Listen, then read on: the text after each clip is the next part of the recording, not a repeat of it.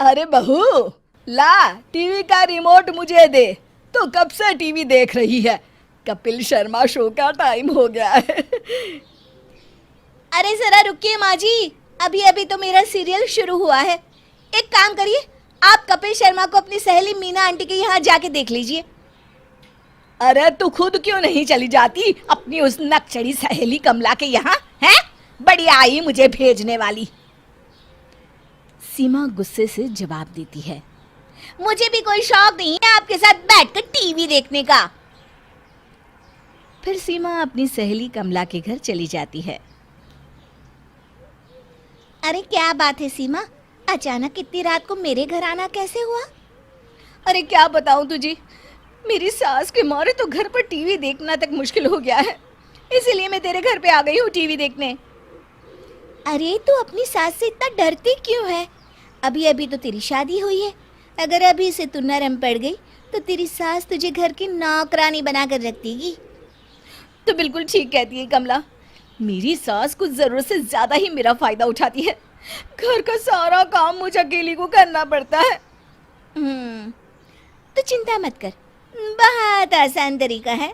बस कल से तेरी सास तुझे जो भी काम बताए तू उसे करने से साफ मना कर दे।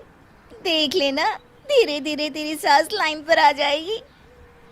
फिर अगले दिन से सीमा कमला की सिखाई हुई बातों को अपनाती है और अपनी सास से छोटी छोटी बातों पर झगड़ने लगती है। अरे बहू, सुबह से ये कपड़े बाथरूम में पड़े हैं, तूने अभी तक धोए क्यों नहीं? माँ जी, आज मेरी तबीयत ठीक नहीं है, आप धो लीजिए कपड़े। ऐसे भी मैं तो रोज धोती हूँ ना, घर का थोड़ा बहुत काम आप भी कर लिया कीजिए। अरे बड़ी बदतमीज है तू, बहू होके अपनी सास से कपड़े धुलवाएगी? ये तो इस घर में कभी भी नहीं हो सकता। सीमा चिढ़कर अपनी सास को जवाब देती है।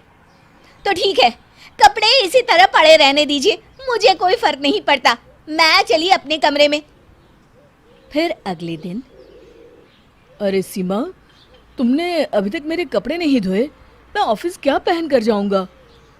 सुनिए जी, मैं आपसे साफ साफ कह देती हूँ, अपनी माँ से कहिए कि घर के काम में मेरा हाथ बटाया करे, या फिर एक नौकरानी का इंतजाम कर दीजिए। मैं अकेले इस घर का सारा काम नहीं कर सकती। अपनी पत्नी का ये रूप देख सुरेश बिना कुछ कहे चुपचाप अपने ऑफिस चला जाता है। फिर उसी शाम। अरे बहू, रात के 8 बज गए हैं और अभी तक तूने खाना नहीं बनाया, तू आखिर कर क्या रही है? आज मेरा खाना बनाने का मूड नहीं है, आज खाना आप बना लीजिए या फिर रेस्टोरेंट से मंगा लीजिए ना। अरे बड़ी अजीब है तू, अगर मुझे ही खाना बनाना था तो तुझे क्यों बहू बनाकर अपने इस घर में लाई हूँ? बस बहुत हो गया माँ जी, आप भी कभी कभी अपने हाथ पैर चला लिया कीजिए। सारा दिन बस यहाँ वहाँ टाइम पास करती रहती हैं। हे भगवान, वो कौन सी मनहूस घड़ी थी जब मैं इसे अपनी बहू बनाकर इस घर में लाई थी। अरे माँ जी, किस्मत तो मेरी फूट गई है जो मुझे आप जैसी सास मिली है। फिर दोनों एक दूसरे से नाराज होकर अपने अपने कमरे में चली जाती है। थोड़ी देर के बाद सुरेश और उसके पिताजी दफ्तर से घर लौटते हैं। आज घर में खाना नहीं बना है, ये देखकर सुरेश अपने पिताजी से कहता है। पिताजी, अब पानी सर के ऊपर निकल चुका है, इन दोनों की सुलह कराने के लिए हमें ही कुछ करना पड़ेगा। सुरेश के पिताजी सुरेश से सहमति जताते हुए कहते हैं। तुम बिल्कुल ठीक कहते हो बेटा, मेरे पास एक बढ़िया उपाय है। फिर अगले दिन सुरेश का बेटा राजू अपनी माँ सीमा के पास जाता है। मामा देखो देखो, दादी ने आपके लिए क्या भेजा है। राजू सीमा को एक छोटा सा बॉक्स देता है। सीमा बॉक्स खोलकर देखती है तो उसके अंदर एक सोने का हार था। ये देखकर सीमा की आंखें फटी की फटी रह जाती है। माँ जी ने ये हार मेरे लिए भेजा है। हाँ माँ, दादी अपनी पड़ोस की सहेली से कह रही थी कि मेरी बहू बहुत अच्छी है, मेरा बहुत ध्यान रखती है, घर का सारा काम अकेले संभाल लेती है। अच्छा माँ, अब मैं खेलने जा रहा हूँ।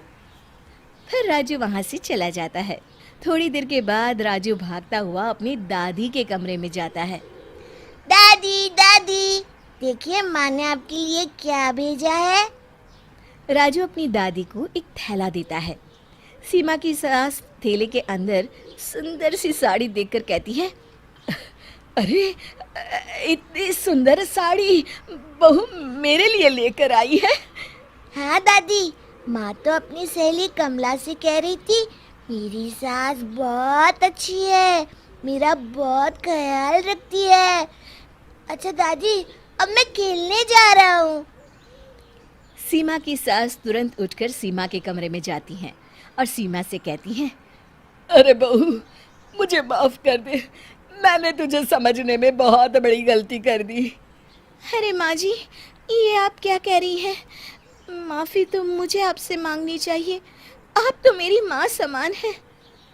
और फिर दोनों खुशी खुशी एक दूसरे के गले लग जाती हैं। सुरेश और उसके पिताजी थोड़ी दूर पर खड़े होकर मुस्कुराते हुए ये नज़ारा देख रहे होते हैं। शिक्षा, हमें अपने हर रिश्ते की अहमियत समझकर उसे सम्मान देना चाहिए।